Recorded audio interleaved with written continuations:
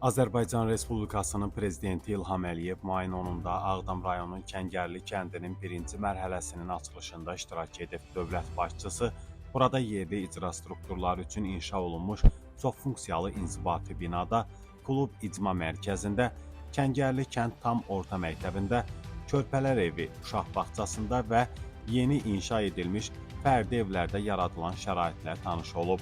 Sonra dövlətimizin başçısı kəndə köçən sakinlərlə görüşüb və onlara evlərin açarlarını təqdim edib. Azərbaycan Respublikasının Prezidenti İlham Əliyev mayın 10-da Ağdam Dəmir Yolu və Avtovağzal kompleksinin açılışında iştirak edib. Rəqəmsal İnkişaf və Nəqliyyat Naziri Rəşad Nəbiyev və Azərbaycan Dəmir Yolları Qapalı Səhmdar Cəmiyyətinin sədri Rövşən Rüstəmov dövlətimizin başçısına əvvəlcə Bərdə-Ağdam Dəmir Yolu xətti layihəsi, Bərdə-Ağdam-Xankəndi dəmir yolunun tikintisi, Xankəndi dəmir yolu və avtovağzal kompleksi barədə məlumat veriblər. Mayın 10-da Azərbaycan Respublikasının Prezidenti İlham Əliyev və birinci xanım Mehriban Əliyeva Ağdam Muğam Mərkəzinin açılışında iştirak ediblər. Dövlətimizin başçısı tədbirdə çıxış edib. Sonra Prezident İlham Əliyev və birinci xanım Mehriban Əliyeva Ağdam Muğam Mərkəzinin açılışına həsr olunan konsert proqramına baxıblar.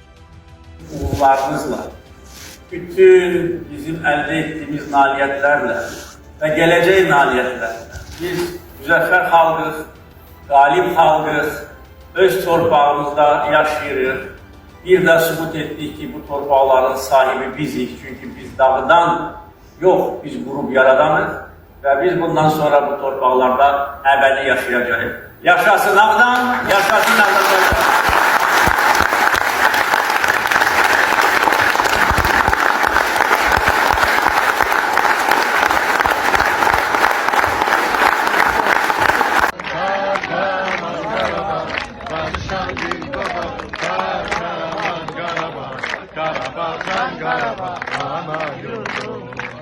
Karabağ,